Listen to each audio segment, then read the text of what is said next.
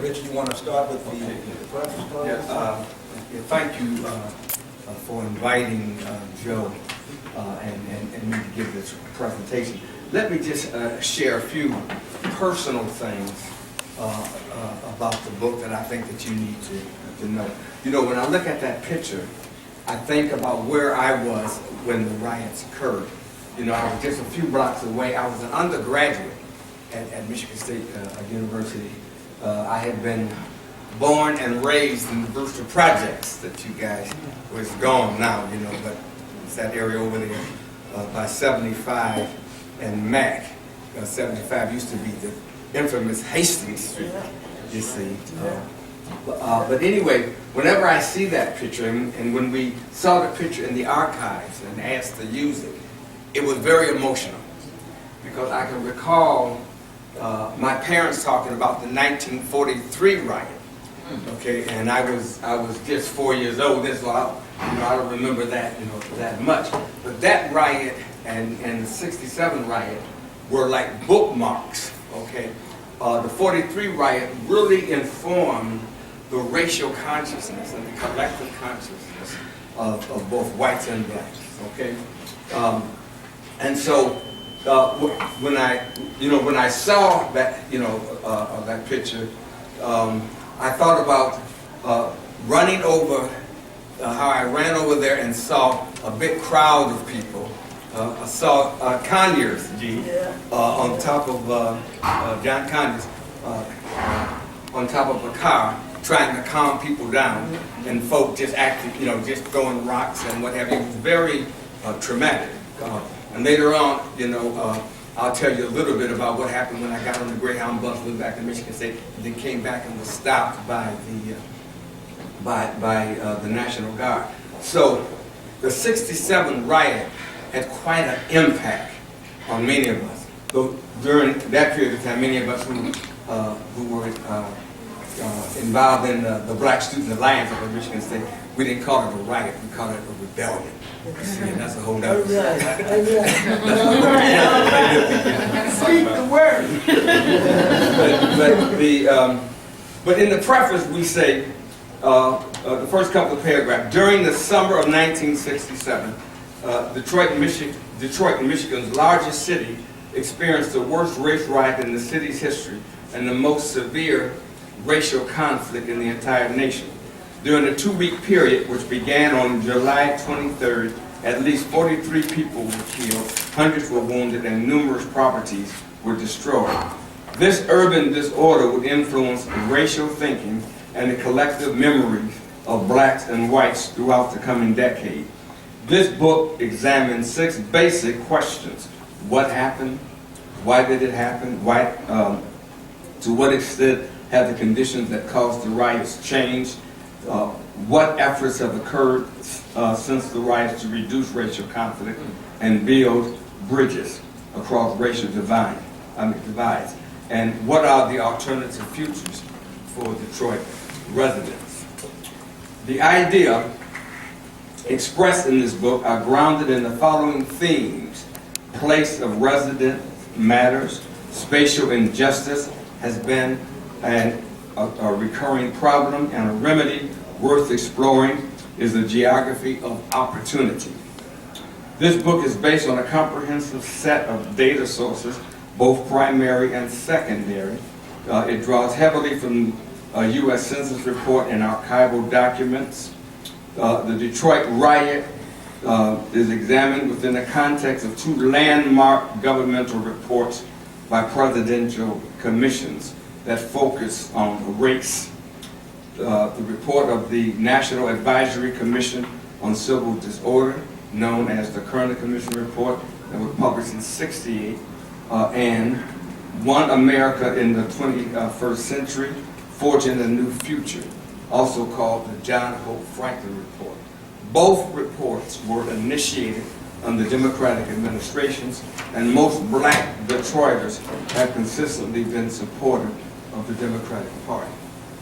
Our socioeconomic analysis, which reveals inequality by race and also place, led to a key political question.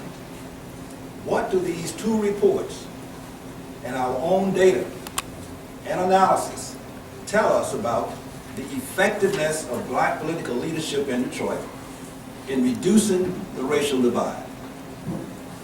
What do these results tell us about a black politically controlled city, a black controlled city that is dominated by blacks? What do these reports tell us about the effectiveness of political power and black demographic dominance in driving socioeconomic change in Detroit? The spark that set off the riot in Detroit was action by the predominantly white police department, and the book examines black-white inequality and conflict in the following areas: the public schools, employment and unemployment, housing, and the sharing of neighborhoods between people of different racial groups. However, racial conflict in Detroit extends beyond just blacks and whites. Thus, the volume also examines Asian-white conflict, black-Arab conflict, and black-Latino conflict. The book examines organized efforts over the years to reduce the many conflicts and bridge the racial divide. The final chapter offers alternative futures for residents of Detroit.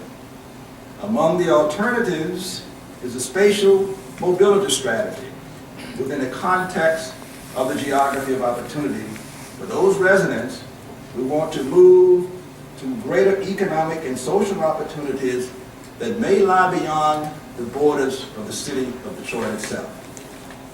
As members of the team of researchers who examined the racial divide in Detroit in the volume Detroit: Race and Uneven Development, published in 1987, we have expanded our coverage of the various groups that have a stake in Detroit. We observe that many of the problems revealed in the earlier volume are not only present today, but they've gotten worse. Our hope is that this book will serve as an important source of information for individuals, families, neighborhood groups, nonprofit and civil rights organizations, as well as policymakers and administrators who want to examine alternative options and take the actions necessary to enable residents of Detroit to improve the quality of their lives. With that note, let me just sort of say we're going to open it up now into more detail. But the key focus you need to keep in mind, this is not a book to sort of tell the mayor and the Detroit City Council and others what to do. This book focuses on the people of Detroit and the decisions that they can make about improving their lives. So keep that focus in mind.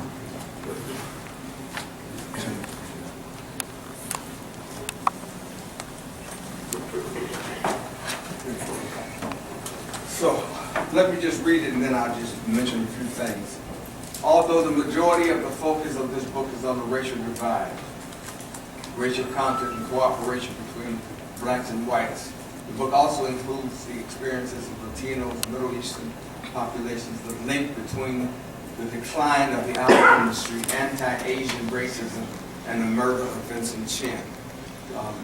And we included Vincent Chin in particular because we wanted people to understand the changing configuration of racial conflict and racism.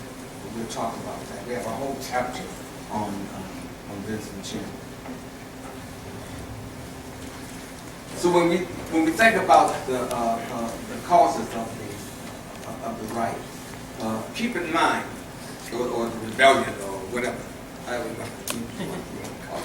Keep in mind that after 1943, blacks were still constantly sequestered and ghettoized in the same areas that they had been in the 1920s and 30s. Okay? As I mentioned, I was born in the Brewster Projects.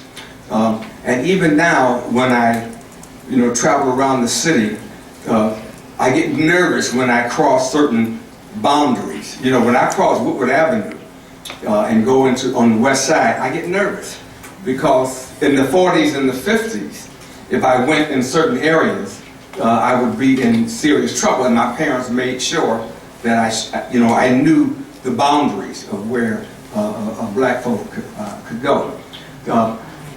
We'll talk also a lot about police brutality. White police brutality was incredible. We had a group called the Big Four. You grew up in the 1950s and 60s with this image, you know, you could see these four white police officers, detective types, and they were like the Gestapo, okay? And they would drive around, and if they wanted to grab you and harass you or beat you up, you know, they would do it.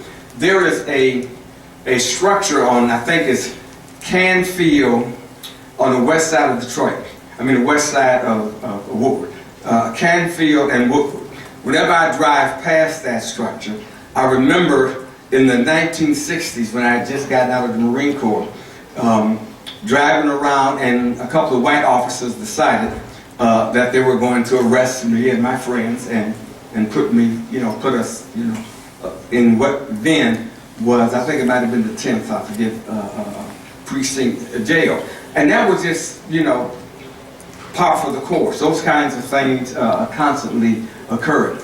But the housing patterns in Detroit hadn't changed over the, over the decades. Racial harassment in various stores hadn't changed, okay? There were still hospitals during this period of time that discriminated against, African Americans. So they were exposed to a wide range of institutionalized racism. But one of the things that we have to keep in mind, that when urban renewal took place, so-called urban renewal, we used to call it Negro removal, when they moved thousands and thousands of black folk from around Black Bottom, where I went to high school, Miller High School, many of those people moved over to 12th Street. And when the riots occurred, or the rebellion occurred, interestingly enough, Governor Romney, so-and-so, Mitt's daddy, okay, Governor Romney made a very interesting, observation. He said, and it's in the book, he said, we moved these people through urban renewal, and we put them over on 12th Street in that dense population, and so they rioted. So he understood, he understood the social consequences of moving, thousands of black folk, tens of thousands of black folk from one area to the other area, and then keeping them locked into those areas. Okay, so we just mentioned where the riot started. I don't know whether you've taken a trip. It's a bit different today, but at some point it's nice to go back and look at that area. I have a tendency to take my students there and let them see it. I mean, I show them first what it was like on the night the riots occurred. And then I show them that place today so they can see it. It has changed, sure enough, but there is not a kind of historical marker there that I'd like to see one of these days indicating what happened here. That is yet to be done. They do have something there, but it's not anywhere near what it should be in terms of recognizing the historical event that happened that night after the police raided the Blind Pig. But the segregation was always a major issue with this whole business along institutionalized racism, and those were the key factors here in terms of this. So the city burned. We said that already. 400 people died. The fires everywhere and frightened whites so much that many, many more left the city after those riots occurred. The damage was up to close to $50 million, property damage. Even President, at the time, Lyndon Johnson, where 100 cities had burned, he pointed out Detroit as being the worst in his memory. He said, it'll always be part of my memory. It has burned forever. I've never seen anything like that in my lifetime that happened in Detroit. So Detroit was worse than any of those 100 cities that burned on July 23rd.